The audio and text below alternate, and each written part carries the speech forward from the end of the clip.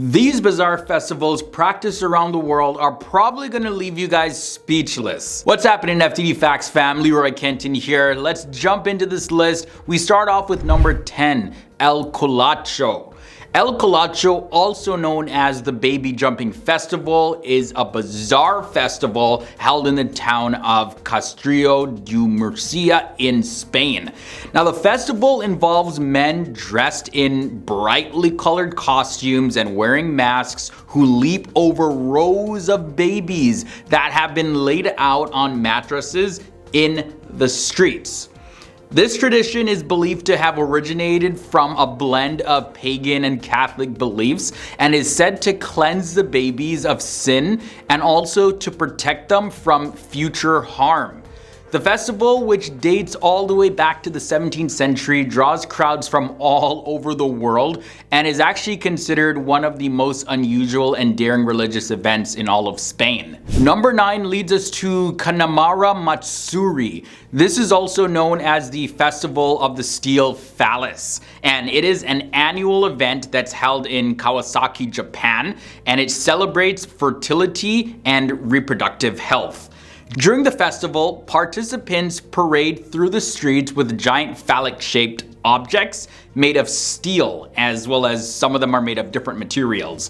The festival is said to have originated in the Edo period, when female adult workers would pray for protection against diseases that they could contract at a local shrine.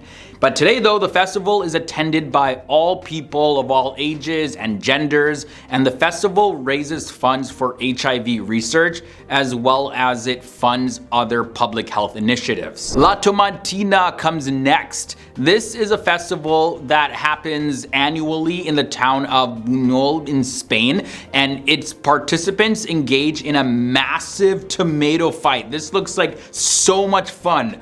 The festival is held on the last Wednesday of August, and it draws thousands of people from different parts of the world.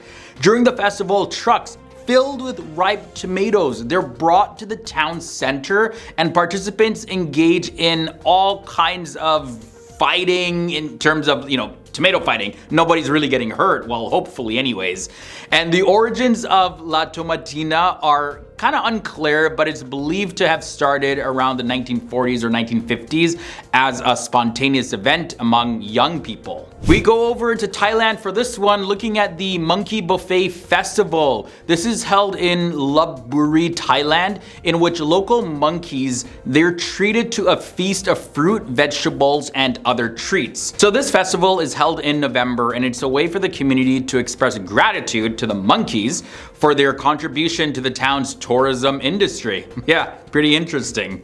During the festival, tables and counters are set up throughout the town, and they're covered with piles of bananas and watermelons, as well as other fruits that monkeys like. And this festival also features human performers who are dressed up as monkeys, as well as there's a lot of music and dancing and other forms of entertainment to be enjoyed. The next festival is the BORYEONG Mud Festival. Now, this is held in the city of BORYEONG in South Korea, and it celebrates the health benefits of mud. Yeah, there's a whole lot of beneficial qualities to mud. This festival was first held in 1998 as a way to promote the city's cosmetic products made with mud from the nearby mud flats. But today, the festival has grown into a major international event that draws thousands of tourists from different parts of the world. So when you're at this festival, what you can expect is to be indulged with a range of mud-related activities, including mud wrestling, there's mud sliding, and also mud painting. And the mud used in this festival is actually said to contain minerals that have a cleansing and revitalizing effect on the skin. On top of all the different mud-related activities, the festival also has, the traditional stuff, music, and different forms of things just to keep you occupied and have you entertained.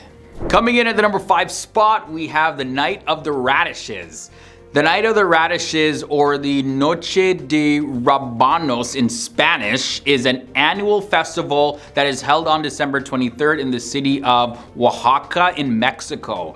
Now, the festival is a celebration of radishes, and it features displays of intricate and imaginative sculptures made from oversized radishes. The tradition dates back to the early 20th century when local farmers would create small nativity scenes out of radishes to sell them at Christmas markets.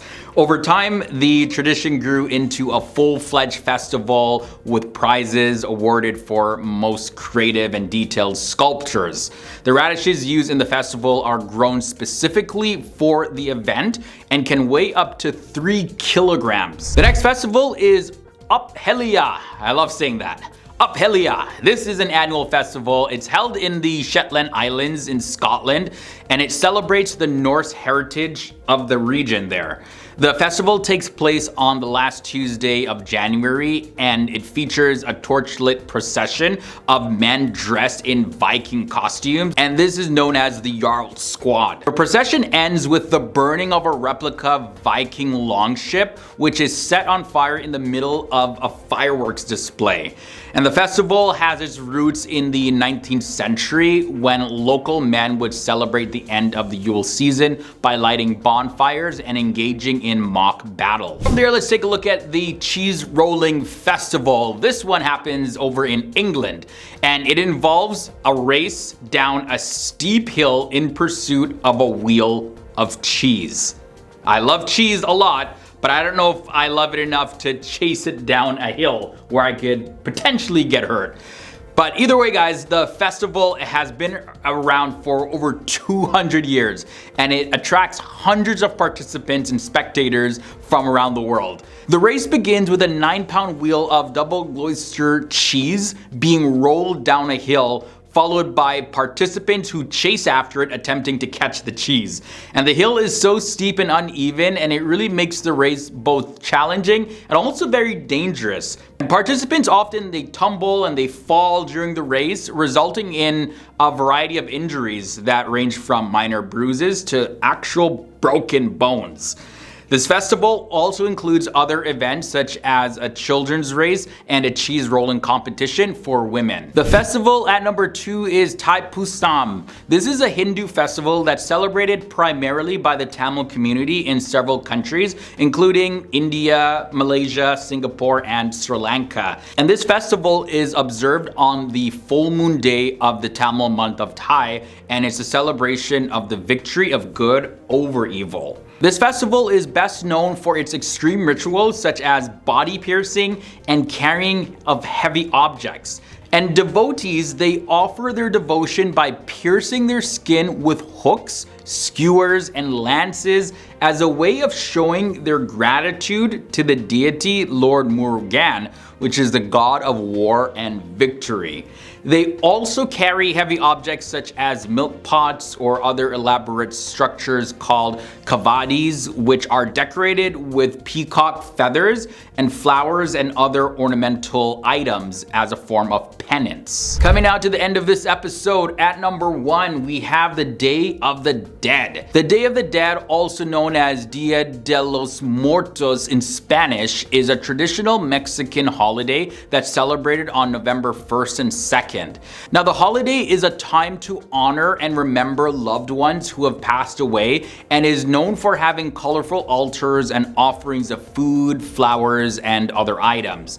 Families gather in cemeteries to clean and decorate the graves of their loved ones and to share meals as well as stories in their memory. The holiday has roots in pre-Hispanic indigenous cultures and was later merged with Catholic traditions brought by Spanish colonizers. The Day of the Dead is a celebration of life and death, and it marks a sense of joy and celebration rather than mourning. And the holiday has gained popularity around the world in recent years and is actually recognized by UNESCO as part of the intangible cultural heritage of humanity. There you go, guys. This was a look at 10 of the most bizarre festivals from around the world. Definitely a fascinating one, and it was awesome to learn about all these different festivals. I want to know your thoughts and comments down below. And if you made it this far, don't forget to leave a big thumbs up. And also, if this is your first time here to the channel, subscribe and ring the bell so you don't miss any of our future uploads.